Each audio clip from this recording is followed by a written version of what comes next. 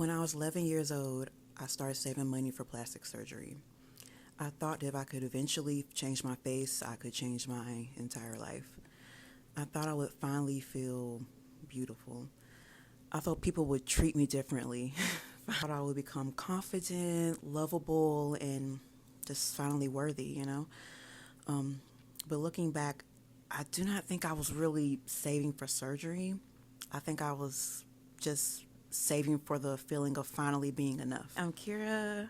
I'm a singer, author, and creator, and I want to start documenting my life more honestly. I started my channel years ago, but it's doubts and I had way too much going on. But I could have just started this channel by showing a polished version of myself, but I thought the best place to begin was one of the earliest experiences that shaped how I saw myself. And this came to my mind, and I'm like, let me record this.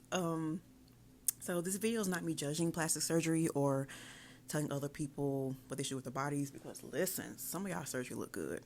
Some don't, but some was good though. Some was good. This is simply the story of why a child felt like she needed to just change herself. I personally think most children are born believing they're complete. Like when you're born, you're not really judging your skin color or whatever you look like. When you're little, you don't automatically examine your face and decide that your nose is wrong, your skin is wrong, or your body is wrong. You're born out into the world and start screaming. You don't care how loud you are. You just exist. You play, you dream, you imagine who you might become. And then somewhere along the way, it's like the world starts handing you a mirror, and sometimes that mirror it's not that kind. I don't remember growing up constantly being told I was pretty. I can name on my hand from anyone. I don't make a sob story, but it's honest. Maybe someone said it once, twice, but I don't remember feeling beautiful or being told. Or I remember more clearly is watching other people receive attention, compliments, and reassurance that I did not feel like I was received. And I'll give it to other people, but they just wouldn't reciprocate it back. So nobody necessarily had to sit me down and tell me I was ugly, even though I was told. But sometimes children create that conclusion from silence. They notice who gets praised. They notice who gets chosen, what features are considered beautiful or not. They notice who's treated as special. And then they quietly wonder what is missing from them. For me, bullying also affected the way I saw myself. Me told like a dude. Me told just different things about my features, everything else. My nose too big, lips too big, everything else. At that time, I might act like it didn't bother me. I was okay, I might laugh or just shrug it off or stay quiet or just try to move on.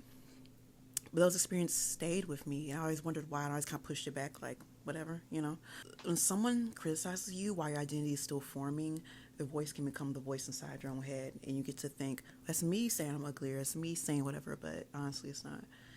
Eventually, I stopped needing other people to criticize me. I learned how to do it myself. I didn't need a bully at home or in school. It was a war zone in my mind. That's all I could think of. Then I became so interested in magazines. I love looking at beautiful women, fashion, makeup, glamorous lives inside of them, and I just wanted to do that so bad. I would cut out pictures of magazines and stare at them for hours. Food Line and Walmart, they had those magazines on the side. I would walk around, and read the whole magazine and get another one and read another one. At the time, I probably thought I was collecting inspiration, and I believe I was in a way, but I think I was also looking back, collecting versions of myself that I believe people might finally love.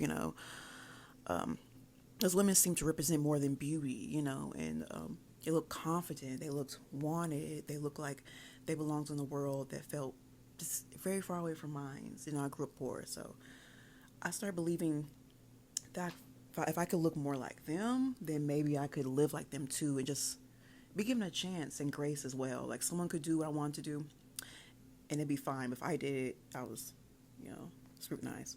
And the internet made the magazines endless. I discovered Tumblr, love Tumblr, Instagram, all beautiful, carefully curated pictures and shit. But I thought it was perfect. Bodies, faces, bedrooms, clothes, anything else. And these girls live completely different lives from mine. 10, 11, 12, I didn't live like that. I could scroll for hours. I could save pictures and imagine becoming someone else. I didn't understand how much went into those pictures. I swear you would just take a picture and boom, that's it. I didn't know about Photoshop, makeup, surgery, anything, until later on. I was comparing my everyday face to someone else's best photograph. I was comparing my real life to someone else's carefully selected moment, my life into their highlight reel, you know? And the more I compare myself, the less I wanted to look at myself. For years, I avoided mirrors. I could walk past a mirror without really looking. Somebody's like, oh, look at this in the mirror. I think, oh, let me let me walk away. I don't want to see that. You know, just see myself. I would just hate to see myself.